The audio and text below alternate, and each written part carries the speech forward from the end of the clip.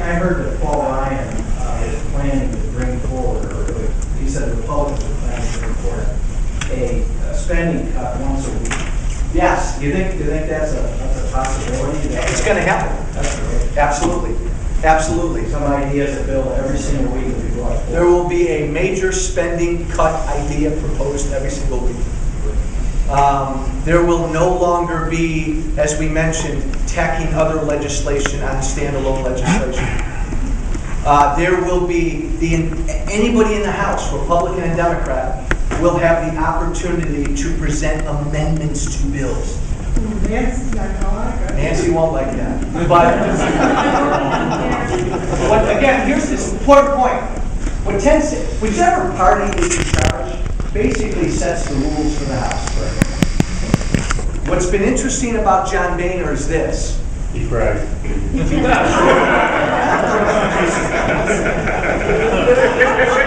does tend to tear up a little too much. That's what happens when you're like the president. The taxpayers are crying too, so what's John Boehner, I think, has done a really good job so far of setting a good tone, a strong tone, a humble tone. I know it's not a big deal, but he said, I don't need that military plane. I'll fly commercial home. I like that. But he's the leader, and he could be a dictator if he wants. He wants to open the House up to all of us, so that we can propose amendments, so that even a freshman on the floor can have a say. It's going to be a more democratically run institution, here and then there. Yes, sir. Have you touched on Bowles Simpson tonight? I came in a little bit late. And then the other item is I'm going to ask you about is, are you taking your own people or training your own people, or are you going to take the hand-me-downs that they give you? Good question. Erskine Bowles Simpson, the Debt Commission that came out with their recommendations a few weeks ago, in general, great. Look, again, we're on, here's my locomotive. We're on a spending path right now that's going to bankrupt our kids and our grandkids. They really added to that. They basically legitimized that. They said that's right. There's some good things, some good recommendations they make. They actually support a real simplification and reform of the tax code, which is nice. They actually talk about entitlement reform, a little too timidly for my taste, but which is nice. Some of the cuts to defense are too much. They increase taxes, which I don't like. The big one, the big disappointment with the recommendations was they don't even touch Obamacare or healthcare.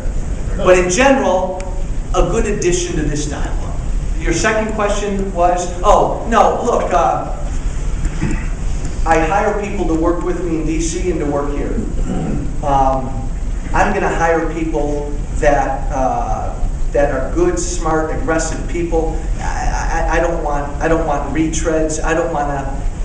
Especially the folks that we've got working here, I want them to be our people. And when I say that, I don't want them to be political people. I don't care what your beliefs are, but I want to staff my office with regular people. Look, Melissa Bean, it's not just Melissa Bean, had one office in this district. It was the third or fourth floor in an office building. Try to find it. Man, I will not be able to hide from you. We're going to have 2 to 3 storefront offices in this district. I want people to be able to walk into my office. I want to have a staff that is always reaching out to me.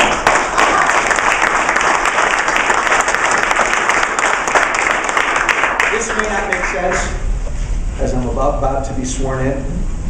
I don't want to go to Washington. I like that town, and there's a lot that I like about it, but God, I don't want to be in that town. I want to be here. My philosophy is I'm sleeping on my couch every minute of every day that I can be back here talking to the voters and the constituents in this district. I'm going to do it. It just goes to your philosophy. Our staff will be the same way. Good Lord, if you get a formal letter from us, I'm buying you lunch.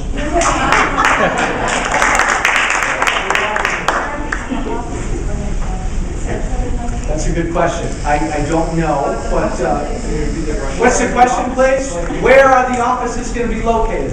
Obviously, spread around the district. We'll probably have one down sort of in the Cook County way. I'd like one up in Northern Lake County way. And I live in McHenry. I'd like an easy commute. I'd love one out in McHenry. This is a 3-county district. I know that redistricting may change things, but I'd love to have a big storefront office in every county. Questions? I promised you. I was wondering, do you have any plans of submitting legislation yourself as the author? Yeah. Co-author? And can you share it? No. It's an honest answer. That's Yeah. not what I wanted to hear. Suffice to say, I don't think I'll be shy. I've got some ideas. All the way in the back, sir. You in the suit. Speaking of the federal government screwing things up, I'm a real estate broker. I've been for 15 years here in Lake County.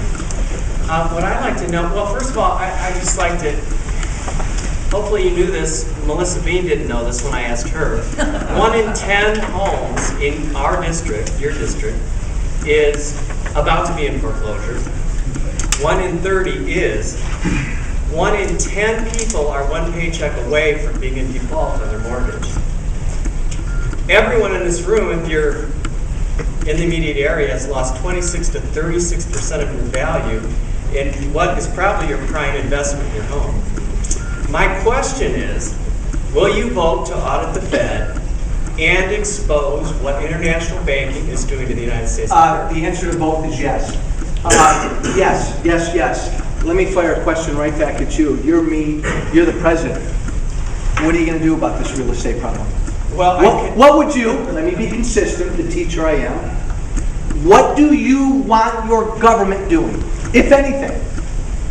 Well, I want transparency on what the financial interests, and I'm talking about worldwide financial interests, have done to us. Transparency so we can see what their role has been in this disaster and how to prevent doing that in the future. I agree with that. Once the balloon is popped, you can't put it back No, together. and I There's nothing you agree can with do that. to put it back together. But for the audience, because it always comes down to this, it's easy to say, do something about the housing crisis, do something about all the jobs.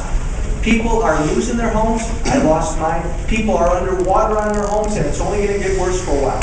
What do you want your government doing, if anything, to deal with that? Yes, sir. How about privatizing Betty May and Freddie Mac? That was implanted. Yes, sir. C, I live in Gurnee. The illegals coming into this country are really taking our jobs. And the state of Illinois has been so corrupt, is corrupt, and you know it and I know. The illegals come into this country, they're here with family members or whatever. They go to Indiana, get a driver's license. They come back into Illinois and change that driver's license over to Illinois driver's license. Now they get an illegal Social Security number, and then they get a job on our road constructions that we're trying to build Illinois with roads and fix them up because they're tore up. These are illegals, and they say that our people that live here, citizens, Americans, won't do the job. Bullshit. That's the truth. And another thing, they're not putting that money back in our banks. They're sending it to Mexico. And they're dealing their drugs on the border. Today, they stopped in Illinois 6 boxcars full of marijuana, the largest in history of Illinois. And they caught them and they arrested them. They're poisoning our children with this marijuana and other drugs. Before you get, thank you. We're in a big war. Let me You stop. gotta do something about it. Thank you, sir. I agree. Let me stop you. Go ahead and sit. Let me just throw one thought out at you. I agree.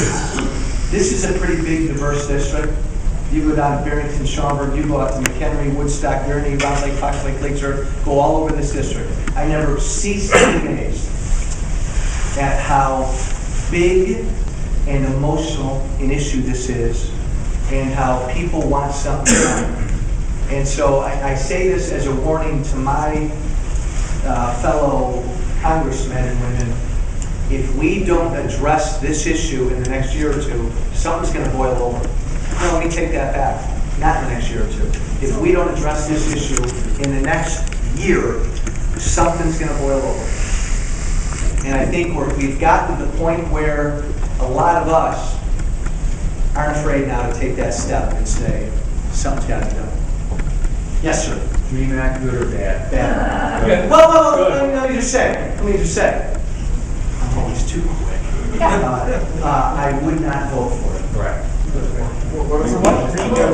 Dream Act, would I support it? Well, why don't you explain it a little bit? I've read about it, I know a little bit about it. Let people know why.